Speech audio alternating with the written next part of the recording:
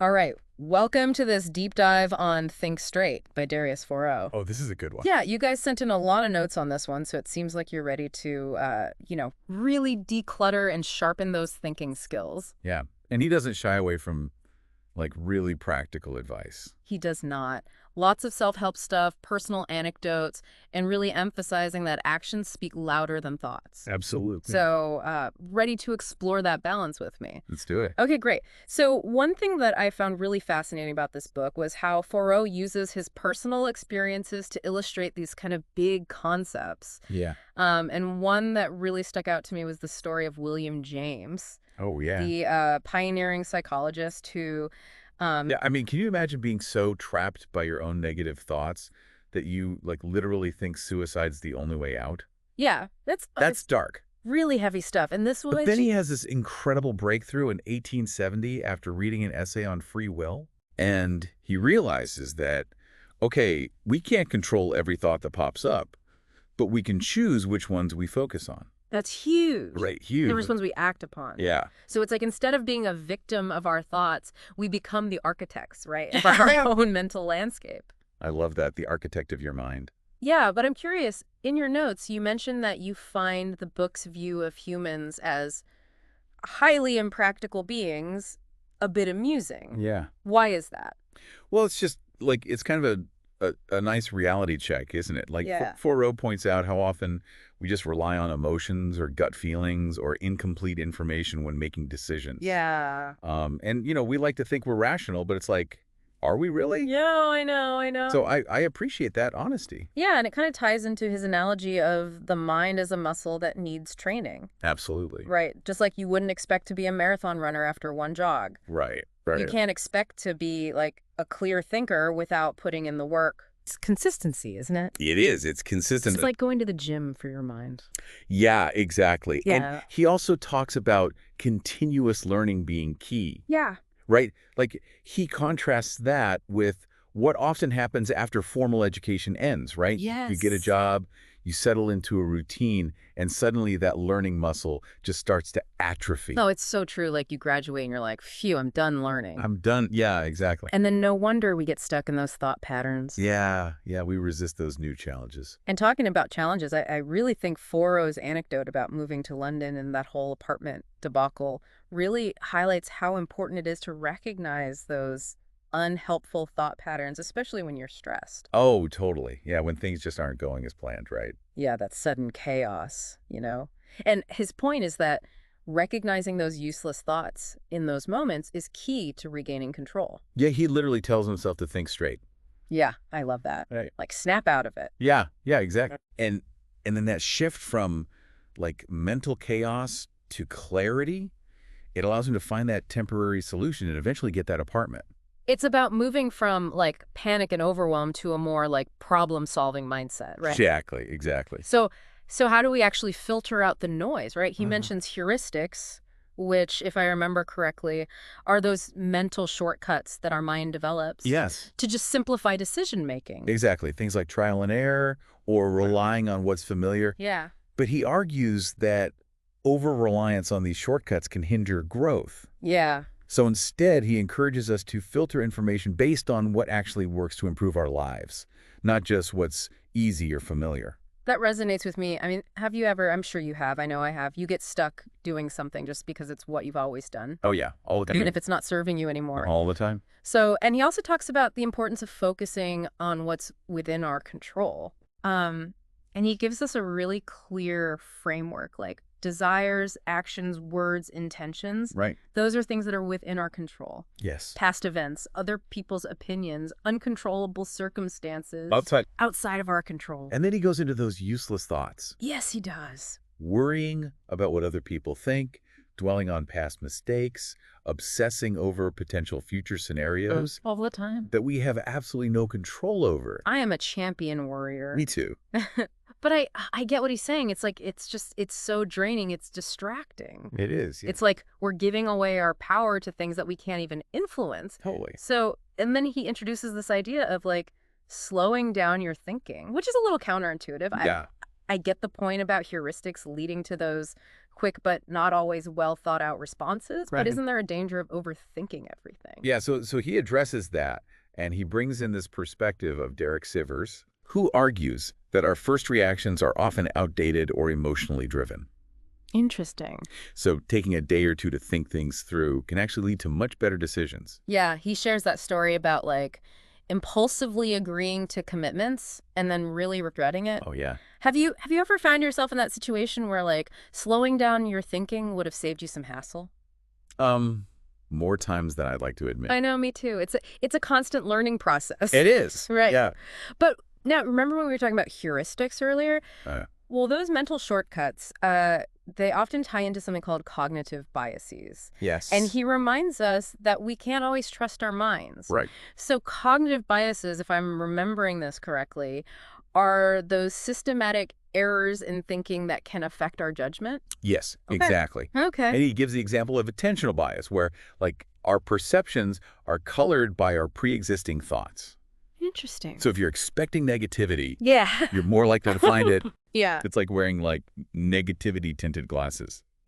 I mean, think about your current project. Like, do you see how that might be affecting it? Like, Okay. maybe those initial setbacks are making you overlook some of the progress you've already made. That's a really good point. Right. It's something to consider, for sure. Yeah. And he actually suggests looking up the list of cognitive biases on Wikipedia. Oh, it's a fun exercise. It's really interesting. You realize how many of these biases seem like common sense, They do, yeah. but they can lead to major errors. Yeah. Okay, so one more concept before we move on, and that is embracing the unconventional. Okay. And he challenges the traditional pros and cons list method of decision making. Oh, I'm a big list maker. Me too. I'm very list oriented, so this one really intrigued me. Yeah, yeah. But he argues that it often traps us in binary thinking, this or that, and we miss the bigger picture. Yeah. I don't know. I kind of disagree with him on that one. Yeah, like don't lists help to like organize your thoughts? Well, they can, but what he's proposing is this, what he calls abundant thinking. Okay. It's not about choosing one path over another, Right. but finding creative ways to pursue multiple goals simultaneously. Okay. So it's not this or that. Yeah. It's this and that. Okay, give me an example. Like how would you apply that to your own decision making? Okay, so let's say you're feeling really unfulfilled in your current job. Yeah. So the traditional approach might be to make a pro and con list. Right. Should I quit? Should I stay? Yeah. But abundant thinking, it encourages you to explore other options. You know, Okay. maybe there's a way to create more freedom within your current job, or to explore alternative career paths while you're still, Right. having the security of a paycheck. Okay, so it's like instead of choosing one extreme, Yeah. it's about looking for solutions that encompass both sides. Yeah. And that's where his helicopter view comes in. Yeah. Like rising above the maze, seeing the whole landscape. Okay, that's a really good visual, that helicopter view. Right. Like I can almost like feel that mental shift. Yeah.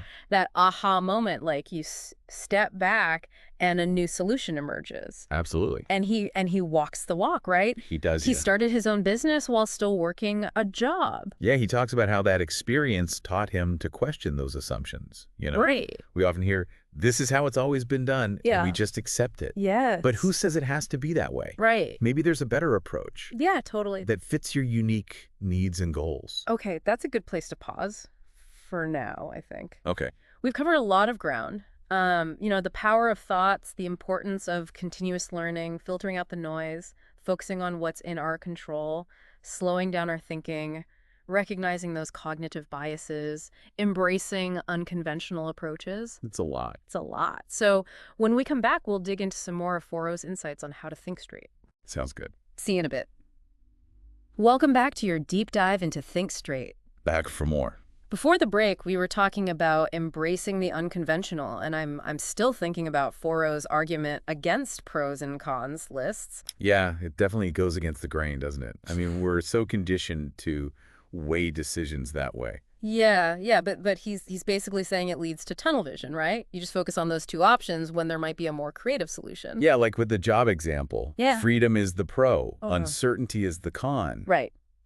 But what if instead of just quitting, you found ways to, like, create more freedom within your current role. Yeah. Or you started building a side hustle while still having, the stability of a paycheck. So it's not always about choosing one extreme or the That's other. exactly. Abundant thinking opens up those that possibilities. Yeah, that helicopter view. Yeah, yeah. Rise above the maze, Oh, I loved see the whole landscape. That's a great visual. Okay, so he walks the walk, right? He started his own business while still working a job. He did, and he talks about how that experience taught him to question those assumptions, Uh-huh.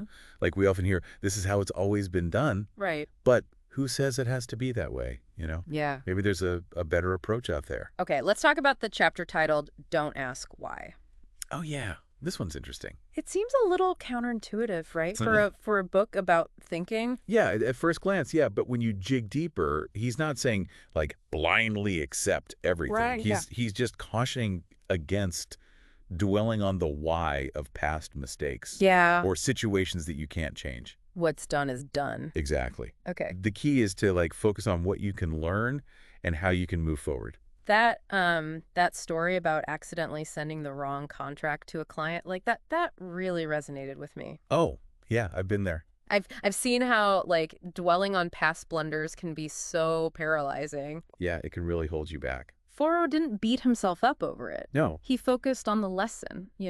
exactly. Double check those emails, no playing favorites with clients. Sometimes acceptance is the most productive path, It is. right? Wallowing in the why just Yeah. keeps you stuck. And he links this to the importance of paying attention to details, Yeah. which, he admits he used to struggle with. Like, Yeah. he was all about speed, not precision. Yeah, but he learned the hard way Yeah. that overlooking details can have consequences. And he also talks about perfectionism, right? He says most people aren't truly perfectionists. No. They're just afraid of judgment. Yeah, or criticism. Yeah, and that fear can lead to, like, shoddy work or half-hearted attempts because you're too scared to really try. It's like you're playing it safe. Yeah. Yeah. He talks about, like, his process of writing this book. He spent a lot of time crafting the title, Yeah.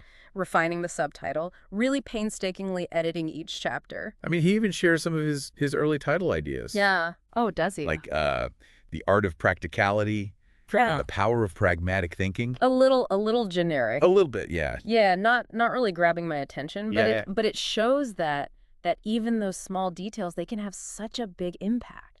They do. And I love that he was inspired by Leonardo da Vinci's notebooks. Oh, yeah. Like all those visual representations of ideas. Yeah. And it sparked his own practice of like visual thinking. Yeah, he'll often start with like a simple drawing or diagram to like clarify his thoughts Okay. before putting them into words. That's really cool. You'll find some of his sketches in the book. Oh, wow. Yeah. That reminds me of like mind mapping, like how visually organizing your thoughts can unlock those new connections. Powerful stuff. But we can't forget all this thinking straight is useless without action.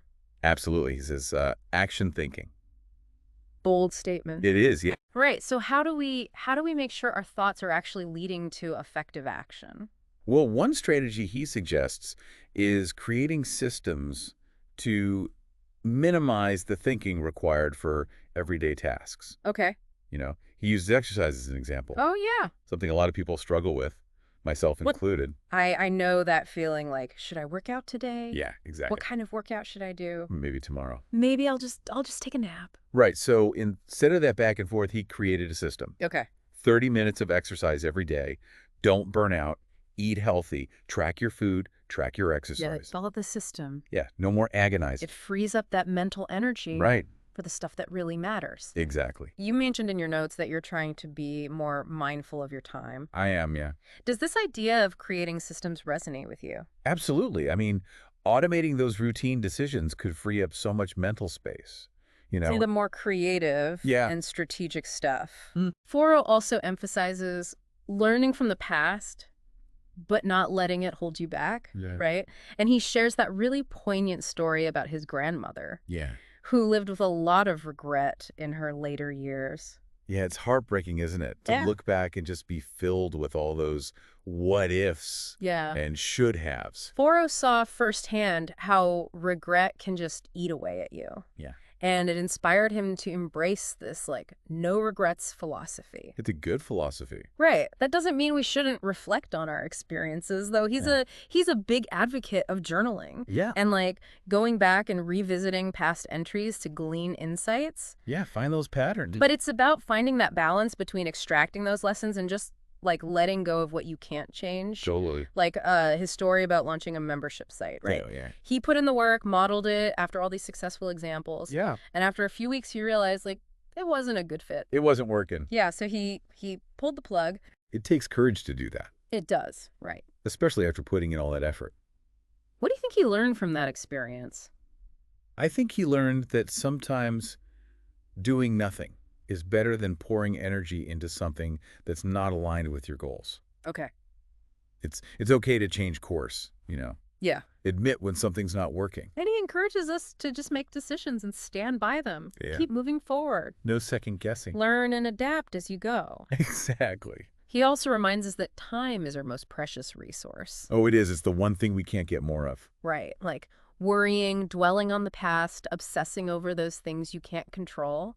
It's all wasted time. It is, yeah. He urges us to focus on effective thoughts. Yeah, I like that. Right. Thoughts that help us grow, solve problems, visualize our future. Or just enjoy life. Yeah. With loved ones. It's like a recipe for inner peace, wouldn't you say? Absolutely. He describes inner calm as like the ultimate prize. Like that sense of peace and equanimity that allows you to like navigate challenges with Yeah. grace and clarity. I love that. And he achieves this through what he calls meditation. Yeah. But not in the traditional sense, He finds moments of stillness throughout his day. Wall walking. All walking, Exercising. waiting in line. Waiting in line, yeah. I've tried those guided meditation apps, Yeah. but I always felt like I was doing it wrong. Yes, I know, right. Yeah, like Foroux' approach, it just feels so much more accessible. Yeah, it does. It's like, find those pockets of stillness in your day. Yeah. Be present, Let those thoughts go without judgment. And I love that he emphasizes that you don't need anything external Yeah. to achieve this inner calm. No fancy equipment. No. No gurus, no retreats. It's all about tapping into the power within yourself. It is. Right. Yeah. Okay, so before we wrap up, I want to touch on one final point. That really resonated with me, and that's recognizing the difference between what's true and untrue, fact and interpretation. Yeah. Foroux acknowledges that there's no one objective reality, Right. right? Our perceptions are always colored by our own experiences. And biases. And biases. Yeah. And he uses the example of the existence of God. Oh, interesting. Right. Something that can't be definitively proven or disproven. Right. But if the belief in God has a positive impact on someone's life, Yeah. then it's true for them, Right. regardless of what others might believe. Exactly. It's like that saying, what's true for you isn't true for me, Yeah. So he encourages us to be open to different perspectives. Yeah. Acknowledge that there are multiple ways of interpreting the world. So what does all of this mean for you, the listener? It's a call to action, It is. to take charge of your mind, Yeah, Think more critically, think more intentionally, absolutely. and use your thoughts to create a more fulfilling life. Yeah, he really emphasizes recognizing the power you have to choose what you focus on. Yeah. How you react to challenges, what kind of impact you have on the world. Exactly. And I love that he encourages us to break free from conventional thinking. Yes. Embrace new ideas, pay attention to those details. Keep learning, keep growing. Learn from your experiences and never stop growing. Never stop. Right. And perhaps most importantly, he reminds us that true fulfillment often comes from thinking beyond ourselves. Yes. From using our minds and actions to contribute to something larger than our own individual needs. He leaves us with a really powerful thought. He does. The greatest use of a life is to spend it on something that will outlast it. Wow. So think about the legacy you want to leave, Yeah. the impact you want to have on the world. So as you go forward, remember to think straight, act with intention, and never underestimate the power you have to shape your life and the lives of those around you. Absolutely. We hope you found this deep dive into Think Straight insightful and inspiring. We did too. Until next time, keep thinking, keep learning, and keep diving deep. Welcome back to the final part of your deep dive into Think Straight. You've been sending us some great insights in your notes, and we've unpacked a lot of Foroux' ideas. There's still so much to uncover. Yeah, for sure. The The latter part of the book has some particularly thought-provoking concepts that we haven't touched on yet. One that really stood out to me was his emphasis on self-knowledge. Oh, yeah. He has a whole chapter titled, Be Yourself, Not What You Should Be. It Yeah. seems so simple, yet it's something I think many of us struggle with. It is. It's so easy to get caught up in comparing ourselves to others Yeah. or chasing goals that society dictates. Right. But Foroux really encourages us to take a step back and examine our own strengths, weaknesses, passions, dislikes. Yeah. It's about understanding your own unique DNA, he says. He even shares those stories about, like, relationships and jobs that weren't the right fit for him. He Yes. talks about how he used to think he wanted to, like, travel the world and live in different countries. But after trying it out, he realized it wasn't for him at all. Yeah, you got to try things out sometimes You do. to really know. And it turns out he actually values stability, close relationships, a sense of rootedness. Yeah, It's a good reminder that sometimes you have to experiment and explore to truly understand what resonates with you. absolutely. I mean, I've had similar experiences. I used to think I wanted to be a novelist, but after years of struggling to write fiction, I realized my passion lies in nonfiction. Yeah. Sometimes those failed attempts, they're the best way to learn about yourself. They are, and Foroux suggests a great tool for cultivating that self-knowledge. Okay. Journaling. Huh. Yeah. He encourages us to write our own autobiographies. Really? Not for publication, of course, Right. but for personal reflection, I've heard that before, but I always thought, who has time for that? right? But putting your life story into words can help you identify patterns, values, gain a deeper understanding of who you are. You're reminding me of those notes you sent where you mentioned feeling a bit lost in your career path. Maybe taking some time for introspection, for journaling, could help you gain some clarity. That's a really good point. It's about creating space for that inner exploration. Yeah, And Foroux doesn't just stop at writing. right. He also advocates for regularly revisiting those journal entries, Okay. reflecting on the lessons learned, the mistakes made, the progress achieved. So he breaks down those benefits of reflection really clearly, uncovering past mistakes to avoid repeating them, appreciating how far you've come, gaining that clarity to make better decisions in the future. Yeah, it's about creating that space for intentional introspection, Yeah. stepping back from the daily grind to gain perspective. So we've talked about self-knowledge, reflection, but another key theme in the book is finding that inner peace. And Forough emphasizes that it doesn't require, like, complicated techniques or expensive retreats. No, not at all. He practices what he calls meditation throughout his day, Yeah. in those everyday moments, while walking, exercising, even waiting in line. I've tried those guided meditation apps, Yeah. but I always felt like I was doing it wrong. Me too. Am I breathing right? Am I sitting right? Exactly. But Forough's approach, it just feels so much more accessible. It does. It's about finding those pockets of stillness in your day, being present with your thoughts and letting them go without judgment. I love how he emphasizes that you don't need anything external to achieve this inner calm. Right. It's all about tapping into that power within yourself. True peace comes from cultivating that mindful awareness of your thoughts and emotions Yeah. and learning how to manage them effectively. Okay, before we wrap up, I want to touch on one final point that really resonated with me. Recognizing the difference between what's true and untrue, fact and interpretation. Okay. Forough acknowledges that there's no one objective reality, right? Yeah. Our perceptions are always colored by our own experiences and biases. For sure. And he uses the example of the existence of God, Okay. something that can't be definitively proven or disproven. Right. But if the belief in God has a positive impact on someone's life, then it's true for them, Yeah. regardless of what others might believe. It reminds me of that saying, what's true for you isn't true for me. Yeah, exactly. Forough encourages us to be open to different perspectives, to acknowledge that there are multiple ways of interpreting the world. Absolutely. So what does all of this mean for you, the listener? Yeah. Forough's Think Straight is a call to action. It is. It's an invitation to take charge of your mind, think more critically, intentionally, and use your thoughts to create a more fulfilling life. To break free from conventional thinking, embrace new ideas, pay attention to those details, learn from your experiences, and never stop growing.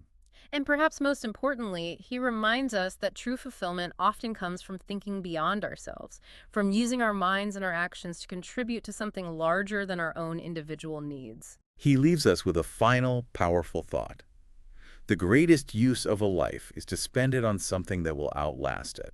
It's a reminder to think about the legacy you want to leave behind and the impact you want to have on the world. Exactly. So as you go forward, remember to think straight, act with intention, and never underestimate the power you have to shape your life and the lives of those around you. We hope you enjoyed this deep dive. We hope you found it insightful and inspiring. Until next time, keep thinking, keep learning, and keep diving deep.